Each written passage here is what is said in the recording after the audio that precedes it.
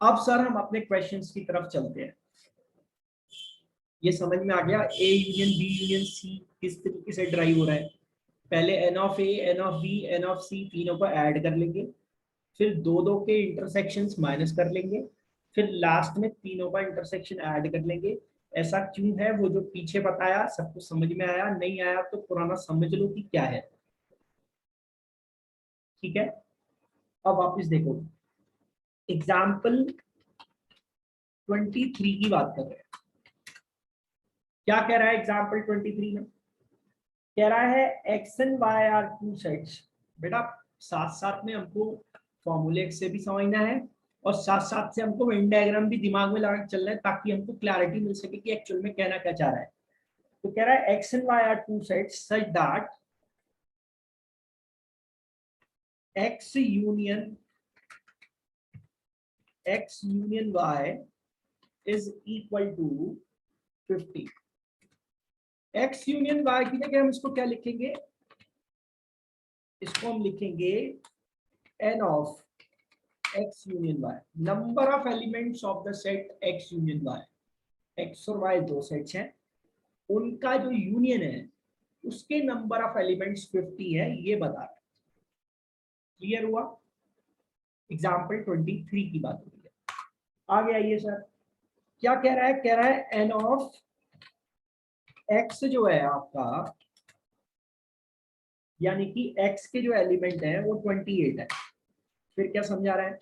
फिर कह रहा है देखो जो n ऑफ y है, यानी कि y के जो एलिमेंट है वो 32 है। ठीक है, ठीक है भाई। अब देखो क्या कह रहा है, अब कह रहा है how many elements does x intersection y has. इसके नंबर ऑफ एलिमेंट्स कितने होंगे? तो अपने को सीधा सीधा मालूम है कि फॉर्मूला क्या है हमारा। अबे क्या है हमारा फॉर्मूला? क्या है हमारा फॉर्मूला? हमारा फॉर्मूला है कि अगर हम x यूनियन y निकालते हैं, अब लिखूं क्या फॉर्मूले को? n of x union y is equal to n of x plus n of y minus n of, इधर इजराइल ने हमला कर दिया गाजा पट्टी पे और तुमको अपनी पड़ी है, हैं? इधर मोदी जी से देश नहीं समझ रहा। n of x intersection y, ऐसे ही तो है अपना फॉर्मूला। तो अपने को सब कुछ तो दे रखा है, x इंटरसेक्शन y तो निकालना है। मान लो ये हमारा x के बराबर है, मान लेते हैं ये हमारा x है, हमारा नंबर ऑफ एलिमेंट्स है ना। अबे स्मॉल x ले लो, स्मॉल x नहीं आ रहा तो p ले लो, p। ठीक है, अब चलो, तो यूनियन का वैल्यू कितना दे रखा है? 50। n ऑफ x कितना दिया है? 28। n ऑफ y कितना दिया है? 32। माइनस क्या कर रहे हैं? p। ठीक है भाई, तो अपने को p का वैल्यू तो निकालना है, सब कुछ तो दे रखा है। 10 आ गया, 10 सॉल्व तो कर ही लोगे, अब क्या परेशानी है। अब अगर इसको वेन डायग्राम समझते हो तो रेक्टेंगल तो आएगा नहीं क्योंकि यूनिवर्सल सेट है ही नहीं। अब बोलो सर हमें कैसे पता चलेगा? अरे ये यूनियन का मतलब क्या होता है? यूनियन का मतलब होता है वो लोग जो एटलीस्ट वन सेट से बिलोंग करते हैं। ठीक है, तो वो लोग जो ना एक्स में है ना वाई में, यानी कि एक्स और वाई का कॉम्प्लीमेंट वाला पार्ट, जो एक्स यूनियन वाई का जो कॉम्प्लीमेंट वाला पार्ट है वो तो है ही नहीं, तो यूनिवर्सल सेट का तो एग्जिस्टेंस ही नहीं होगा। इसलिए अपने को रेक्टेंगल बनाने की जरूरत ही नहीं है। तो ये हमारा एक सेट हो गया एक्स, ये हमारा एक सेट हो गया वाई। तो इस एक्स सेट में हमारे एलिमेंट कितने हैं? 28। इस वाई सेट में हमारे एलिमेंट कितने हैं? 32। ठीक है भाई, और अपने को मालूम नहीं कि बीच में क्या आ रहा है, तो हमने बोला पी, है ना, इंटरसेक्शन यानी कि यही वाला पार्ट हुआ ना। तो ये हमारे को कितना मिलता है 28 माइनस पी, ये अपने को कितना मिलता है 32 माइनस पी। अबे भाड़ में गया तुम्हारा यूनियन इंटरसेक्शन, सिंपल लैंग्वेज तो है, इसमें समझना क्या है। अब सर आपको यहाँ पर साफ साफ समझ में आ रहा होगा कि 28 minus P plus P plus 32 minus P, ये आपका मिला के यूनियन बनाएगा ना, और इस यूनियन का वैल्यू कितना दिया है 50। समझ में आया? तो जब आप इसको सॉल्व करोगे तो 60 माइनस पी का वैल्यू आपको 50 मिल जाएगा, और सीधा सीधा सॉल्व करते तो पी का वैल्यू हमारा 10 हो गया, बात खत्म। तो हमें क्या जरूरत है भाई इंटरसेक्शन यूनियन की? सिंपल लैंग्वेज में भी तो समझ सकते हैं, तो वेन डायग्राम से भी समझो और ऐसे भी समझ लो, फॉर्मूले से भी, और अगर सीधा आंसर फेंक के मारना चाहते हो तो वैसे भी समझ लो। ये एक्स और वाई मान लो हिंदी इंग्लिश बोलने वाले लोग हैं, ठीक है, क्या है ये हिंदी इंग्लिश बोलने वाले लोग हैं। तो वो लोग जिन्हें कम से कम एक लैंग्वेज आती है वो 50 है, और हिंदी बोलने वाले 28, इंग्लिश बोलने वाले 32, दोनों का हमने टोटल किया तो सर 60 हो गया। अब यहां पर देखने में तो ऐसा लगता है सर सवाल ही गलत है यार, आप 50 का 60 कैसे बना सकते हो? तो बात तो वही है, कुछ लोग ऐसे होंगे जो दोनों लैंग्वेजेस बोल रहे होंगे, तो 50 वाला सामान दिखने में 60 क्यों हो गया? काय को हो गया 60? क्यों हो गया 60? 10 लोग ऐसे हैं जो दोनों लैंग्वेज बोल रहे हैं। अब समझ में आया? अभी भी नहीं आया? अरे यार पिछली क्लास में यही तो बताया था, चिल्ला चिल्ला के मैं थक गया, लेकिन तुम्हें इतनी सी बात समझ नहीं आ रही क्या? नहीं आ रहा है समझ में? और किस तरीके से चाहते हो बताओ? अगला देखो, एग्जाम्पल 25 देखो, 24 देखो।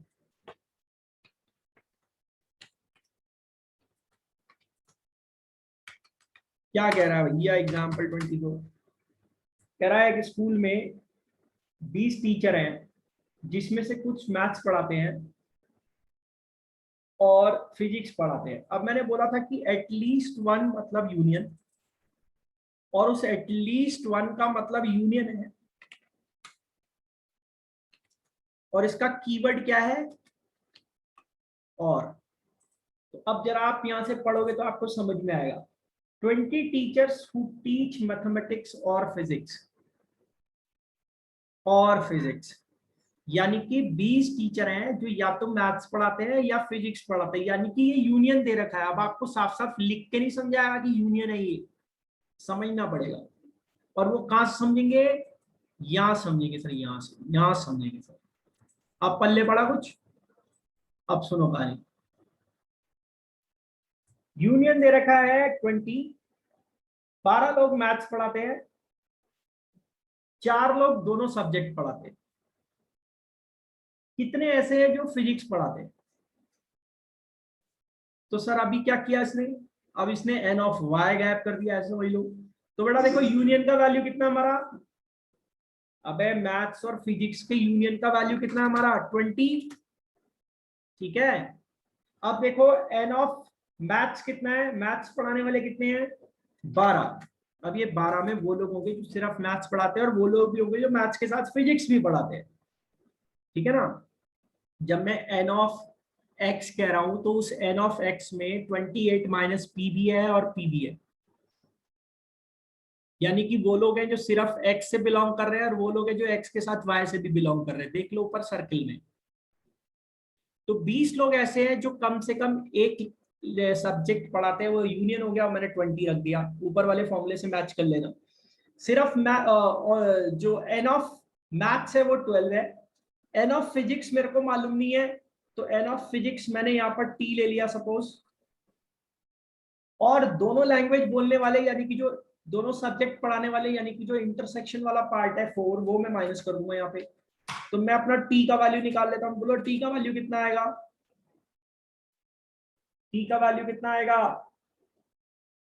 अबे बोलो 12 हो गया, खेल खत्म। अब बोले सर इसको वेन डायग्राम समझाओ। वेन डायग्राम समझो,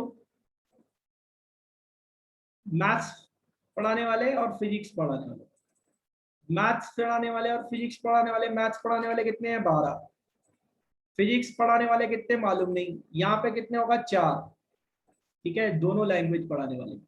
तो यहाँ बोलो सिर्फ सिर्फ मैथ्स पढ़ाने वाले कितने हो गए 8, ओनली मैथ्स, ओनली मैथ्स 8। अब आपको समझ में आना चाहिए कि यूनियन का मतलब है, यूनियन का मतलब है इन तीनों का टोटल, इन तीनों का टोटल, यूनियन का मतलब है इन तीनों वैल्यूज का टोटल, ठीक है। यूनियन का मतलब क्या है, इन तीनों वैल्यूज का टोटल, ठीक।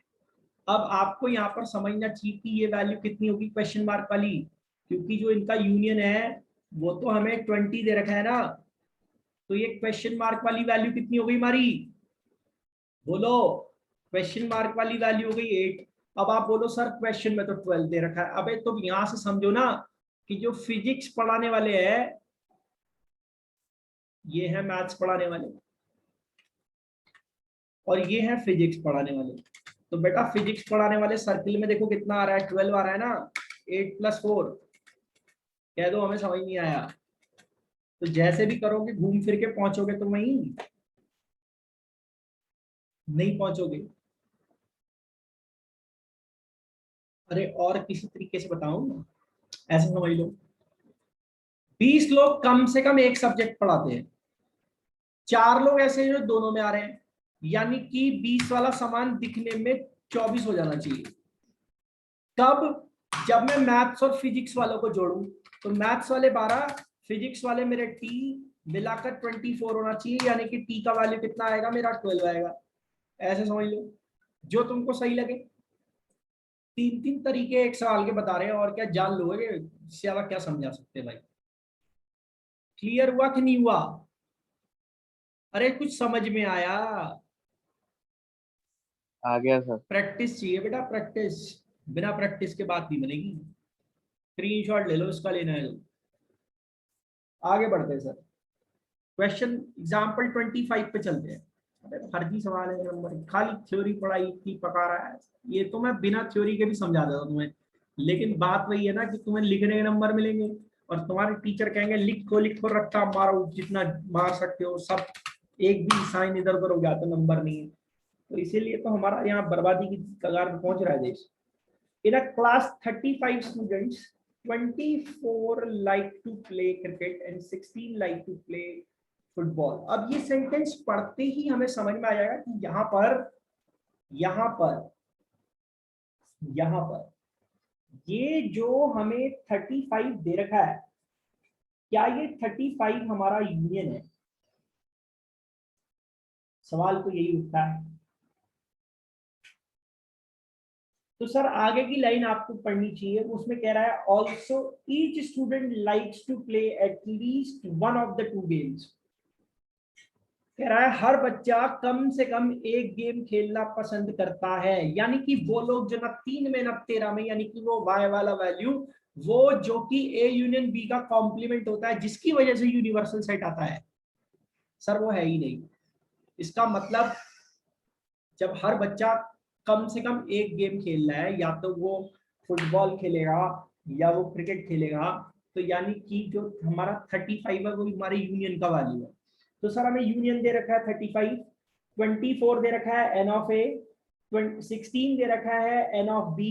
अपने को क्या फाइंड करना है, इंटरसेक्शन फाइंड करना है। तो सर अब क्या करोगे, अब इससे ज्यादा क्या करना है, तो कैसे निकालें, 35 is equal to 24 plus 16 minus P, both वाले लोग। तो यहाँ पे पी का वैल्यू में मिल जाएगा, कितना मिलेगा हमको, पी का वैल्यू 15, बात खत्म। वेन डायग्राम समझना है, पहले भी समझा चुका हूँ फिर समझा देता हूँ। यूनिवर्सल सेट आएगा नहीं, क्योंकि हमारे वो लोग जो कोई गेम नहीं खेल रहे वो है ही नहीं साहब, वो तो है ही नहीं। अब यहाँ पर ये हो गया हमारा क्रिकेट वाले, ये हो गए हमारे फुटबॉल वाले, ठीक है। अब दोनों वाले लोग कितने हैं मालूम नहीं, पी हो गया साहब। क्रिकेट वाले कितने हो गए, क्रिकेट वाले हमारे हो जाएंगे 24 माइनस पी, ठीक है। और फुटबॉल वाले हमारे कितने हो जाएंगे, फुटबॉल वाले हो जाएंगे 16 माइनस पी, ठीक है। अबे समझ रहे हो ना, क्रिकेट वाले 24 है, फुटबॉल वाले 16 है। अब तो समझ रहे होगे, अभी भी नहीं आया है, अभी भी नहीं आ रहा, क्या करें साहब? 24 माइनस, चिल्ला चिल्ला के थक गया कि यूनियन का मतलब होता है वो लोग जो कम से कम एक जगह पे आ रहे हैं। कम से कम एक जगह पे आ रहे का मतलब किसी भी सर्किल्स के अंदर कहीं भी दिख रहे हो। 24 minus P plus 16 minus P का वैल्यू कितना होना चाहिए? 35। तो यहीं से समझ लो 40 माइनस पी का वैल्यू हमारा कितना हो गया? कितना हो गया? 35। और हमारे पी का वैल्यू कितना आएगा? 15 आएगा। पी वो लोग हैं जो दोनों में आ रहे हैं, बात खत्म। ओरली समझना चाह रहे हो वैसे समझ लो। 24 लोग क्रिकेट खेलते हैं, 16 लोग फुटबॉल खेलते हैं। दिखने में टोटल सर 40 हो रहा है, पर अरे यार कुछ गड़बड़, बोल भी नहीं रहे कि 5 आएगा।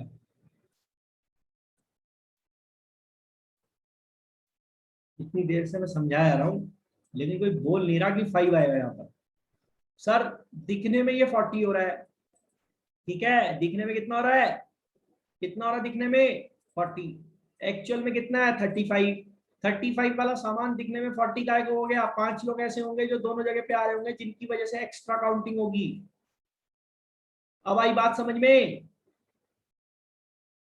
कह दो हमें अभी भी नहीं आया समझ में। एक लास्ट सवाल और दिखा रहा हूं,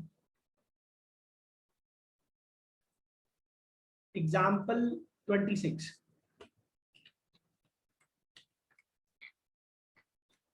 देखो सर क्या कह रहा है।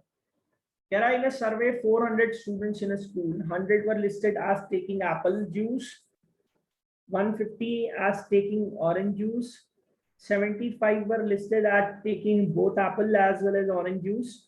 Find how many students were taking neither apple juice nor orange juice. अब यही सबसे बड़ा कंफ्यूजन है जहां बच्चे फंसते हैं। कहते सर हमें पता नहीं चलता सर कहाँ पे यूनिवर्सल सेट आ रहा है, कहाँ पे आ नहीं रहा। अबे मैं बार बार वही चीज समझा रहा हूँ, जो सारे के सारे लोग कम से कम एक चीज से बिलोंग कर रहे हो, एटलीस्ट वन से बिलोंग कर रहे हो, तो वही यूनियन है। अब यहाँ तो उसने खुद ही क्वेश्चन में लिख दिया कि हमें वो लोग फाइंड करने हैं जो ना 3 में ना 13 में, या ना तो वो एप्पल जूस लेते हैं ना वो ऑरेंज जूस लेते हैं। यानी कि यूनिवर्सल सेट का एग्जिस्टेंस भी हो गया। क्या उसने कहीं भी बोला है कि 400 के 400 स्टूडेंट कम से कम एक जूस लेते हैं? कहीं नहीं बोला है सर। हालांकि एग्जाम्पल 25 में उसने क्लियरली लिख दिया था कि हर बच्चा कम से कम एक गेम खेलता है। 24 वाले में उसने लिख दिया था कि हर टीचर या तो मैथ्स पढ़ाता है या फिजिक्स पढ़ाता है, कीवर्ड और था उसमें, ठीक है। और उससे पहले 23 वाले में तो ऑलरेडी यूनियन दे रखा था, तो कोई लफड़ा ही नहीं है। अब समझ में आया लैंग्वेज कैसे पकड़नी है? अभी भी नहीं आया? अभी भी नहीं आया? अरे अभी आ भी रहा आ है गया सर। था ना, है ना? अब समझो। तो पहले मैं तुम्हें इसे वेन डायग्राम से लेके जाता हूँ, फिर आप उसको वैसे समझने की कोशिश करना। ये हमारा यूनिवर्सल सेट 400 बच्चों का। ये हो गए हमारे ऑरेंज जूस, ये हो गए हमारे एप्पल जूस, ठीक है। ऑरेंज जूस, एप्पल जूस हो, एप्पल जूस ऑरेंज जूस। इतना चिल्लाने के बाद तो मुझे जरूरत पड़ जाएगी एप्पल जूस ऑरेंज जूस की। ये डिब्बा सर क्या है हमारा? 400, जिसको अपन क्या बोल रहे हैं? N of U, N of universal set. ये एजे क्या है हमारा? एजे, एजे क्या है? N of A. ये ओ क्या है हमारा? ओ, ओजे। ये हमारा एन ऑफ ओ, ठीक है, एन ऑफ ओ। ये एन ऑफ ओ कितना दिया है? एन ऑफ ओ दिया है 150। ये एन ऑफ एप्पल जूस क्या दिया है? ये n ऑफ एप्पल जूस दिया है हमें 100, ठीक है, कह दो हमें समझ नहीं आया। ठीक है भाई, समझ में आया, ये दे रखा है हमें। और हमें क्या दे रखा है, कह रहा है 75 ऐसे हैं जो दोनों जूस पीते हैं। लो भाई, दोनों जूस वाले ये कोरोना से ज्यादा इम्यूनिटी बढ़ा रहे हैं अपनी, दोनों जूस पी रहे हैं, ठीक है। अरे समझ रहे हो? तो अब यहाँ पर यस देखो, सर। सिर्फ एप्पल जूस वाले कितने होंगे, 25, और सिर्फ ऑरेंज जूस वाले कितने होंगे। अबे कितना इजी है, 8th क्लास का बच्चा भी कर लेगा इसे। सिर्फ ऑरेंज जूस वाले कितने होंगे, 75, तभी तो 150 बनेगा। तो जरा बताओ यहाँ पे यूनियन का वैल्यू कितना है, बताओ जरा यूनियन कितना है, बताओ। ए यूनियन ओ कितना है, ए यूनियन ओ हमारा साफ साफ निकल कर आ रहा है 25 प्लस 75 प्लस 75, यानी कि 175 हो गया। ठीक है भाई, तो जब 175 लोग इधर यूनियन में आ रहे हैं, टोटल डब्बे की वैल्यू 400 है यूनिवर्सल सेट की, तो वो लोग जरा 3 में ना 13 में, जिसको अपन y से रिप्रेजेंट करते हैं, हालांकि आपकी मैथ्स में इसको y से कहीं रिप्रेजेंट नहीं किया, लेकिन हम समझने के लिए कर रहे हैं, ठीक है। तो वो कितने हो गए, 225। ये 225 को अपन मैथमेटिक्स में कैसे लिखते हैं, सेट थ्योरी की लैंग्वेज में, सेट थ्योरी की लैंग्वेज में हम इसको लिखते हैं ए यूनियन ओ का कॉम्प्लीमेंट। अब आया समझ में, वो लोग जो ना 3 में ना 13 में, ठीक है। तो यहाँ पे अब इसको वैसे कैसे सॉल्व करोगे, तो वेन डायग्राम का था खेल। तो अब इसको सॉल्व करने का प्रोसीजर बड़ा सिंपल है। क्या प्रोसीजर है, हमें फाइंड क्या करना है, अबे हमें फाइंड क्या करना था, हमें ये फाइंड करना था। अब अगर हमें ये फाइंड करना है तो आपको याद होगा कि हमारा ए यूनियन ओ का कॉम्प्लीमेंट डी मॉर्गन्स लॉ से एस कॉम्प्लीमेंट इंटरसेक्शन बीस कॉम्प्लीमेंट में बदल जाता है। और वो क्यों बदलता है यहां से समझ लोगे अभी, ऐसा है कि नहीं है, कमाल कर दिया यार। अबे कुछ पल्ले नहीं पड़ रहा क्या तुम्हारे, हैं, समझ में आ रहा है।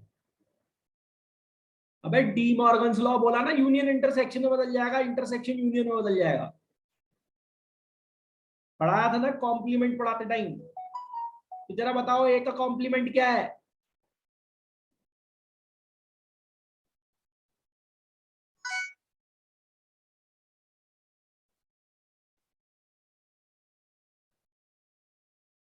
ऐसे तो फंस जाओगे यार, तुम्हारे बताते बताते मेरे सिर में दर्द हो रहा है। वेन डायग्राम से समझ गए तुम लोग, सबको समझ में आया वेन डायग्राम से, यस सर। है, यस सर। सबको समझ में आया। Yes sir. अब तुम एक काम करो, तुम चुप करके यहाँ पे पहले अपना ए यूनियन बी निकाल लो, ए यूनियन ओ निकाल लो। ए यूनियन ओ कैसे निकलेगा, 100 प्लस 150 माइनस 75, ऐसे ही निकलेगा। सिंपल तरीके से बात करते हैं, फालतू में ये किताब के लफड़े में अपने को पढ़ना ही नहीं है, ठीक है। तो यहाँ पर हमारा यूनियन का वैल्यू कितना आया, N of A plus N of B minus intersection वाली वैल्यू, इसको अपन सॉल्व करते तो हमको मिलता है 175। तो जब हमारा ये ए यूनियन हो गया, तो ऐसे केस में ए यूनियन ओ का कॉम्प्लीमेंट क्या होगा, यू का ऐसा पार्ट जो कि ए यूनियन बी में नहीं है, यानी कि 400 माइनस ए यूनियन बी बोले तो 175। अब तो क्लियर हो गया होगा, वही अप्रोच तो है जो वेन डायग्राम में इस्तेमाल की थी। अभी भी नहीं आया समझ में, आ गया सर। अबे 100 लोग ऐसे हैं जो एप्पल जूस लेते हैं, 150 ऐसे हैं जो ऑरेंज जूस लेते हैं, दिखने में टोटल 250 है, ठीक है, पर 75 ऐसे हैं जो दोनों जूस लेते हैं, इसका मतलब एक्चुअल में तो ये 175 ही होगा ना, जो कम से कम एक जूस लेना पसंद कर रहे होंगे। तो बाकी के बचे हुए 225 कोरोना से इम्यूनिटी नहीं बढ़ा रहे अपनी और कोई जूस नहीं पी रहे। अब आया समझ में? अरे कोई दिक्कत तो पूछ लो मेरे भाई। अब कुछ क्वेश्चंस करोगे घर पे, ठीक है, करने की कोशिश करना। फिर कुछ क्वेश्चंस मैं करवा दूंगा, मिसलिनियस वाले भी करवा देता हूँ, और आपका भला हो जाएगा, और हमारा ये चैप्टर 1-2 दिन में खत्म होने की कगार पे आ जाएगा। ठीक है, तो सुनने के लिए बहुत बहुत धन्यवाद, बाकी की बातें कल होंगी।